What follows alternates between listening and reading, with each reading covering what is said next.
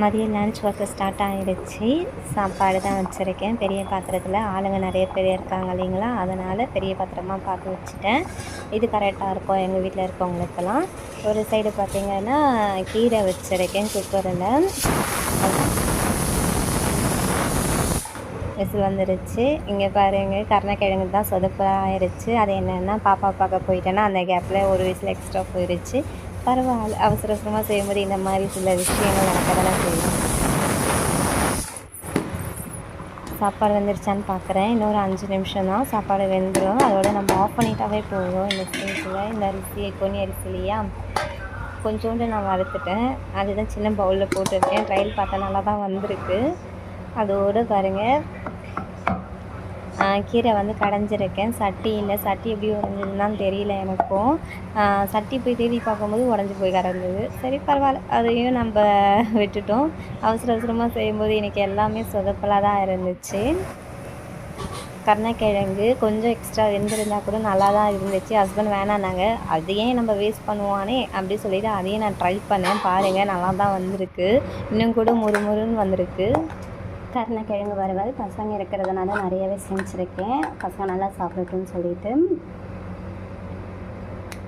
கீரை தான் இன்றைக்கி எங்கள் மாமியார் சொல்லியிருந்தாங்க, பசங்களுக்கு இந்த கீரைலாம் அங்கே கிடைக்கிறது இல்லைம்மா, வீட்டுக்கு வந்தாங்கன்னா செஞ்சு போடு அப்படி சொல்லியிருந்தாங்க. ஸோ அதனால் இன்றைக்கி கீரை எடுத்துட்டேன். கீரை, கருணக்கிழங்கு, அப்பளம். பசங்களுக்கு அங்கே வந்துட்டு இந்த ஸ்பைசி ஐட்டம்ஸ் இந்த மாதிரி தான் கொடுக்குறாங்களாம். ஸோ கொஞ்சம் சத்துள்ளதாக கொடுக்கணும், கீரைலாம் எடுக்கணும்.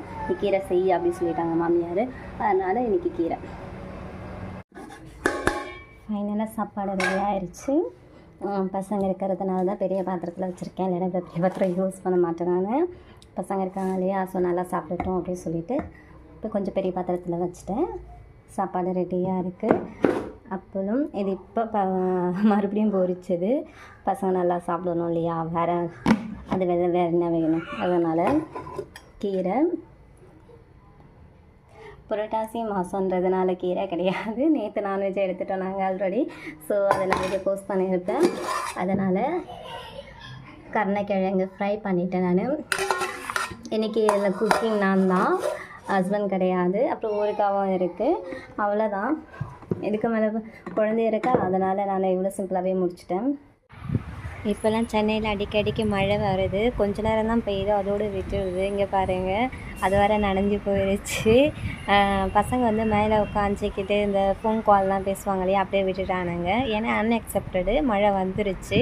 பசங்க எழுத படிக்கவும் செய்கிறானுங்களா, அதில் இது மறந்தாச்சு.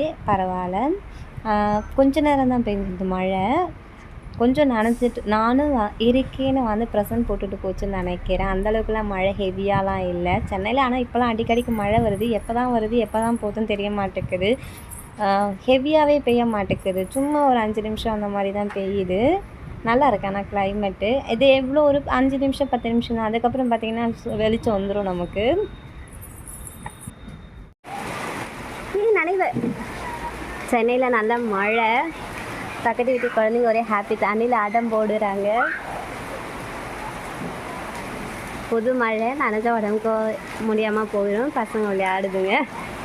இங்கே மரம் இருக்கிறதுனால தெரியல, ஆனால் ரோட்டில் பார்த்திங்கன்னா செம்ம மழையாக இருக்கும்.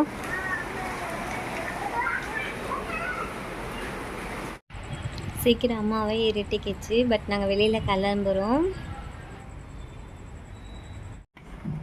நைட் அவுட்டிங் கிளம்பிட்டோம், சும்மா ஸ்ட்ரெஸ் பூஸ்டர்.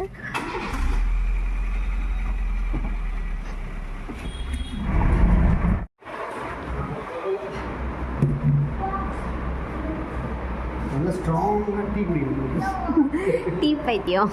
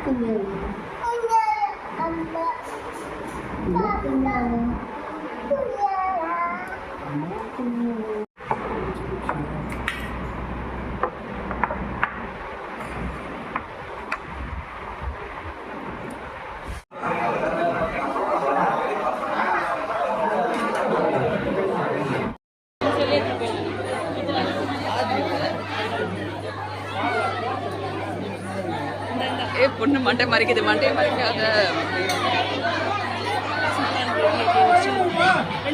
ஸ்டில்லரா